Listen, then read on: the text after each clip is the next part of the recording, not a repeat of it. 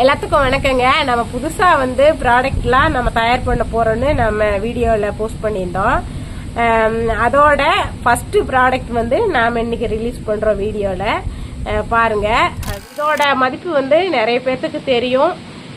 இது சுகர் லெவலை கட்டுப்படுத்தும், ஸ்கின்னுக்கு ரொம்ப நல்லதுங்க.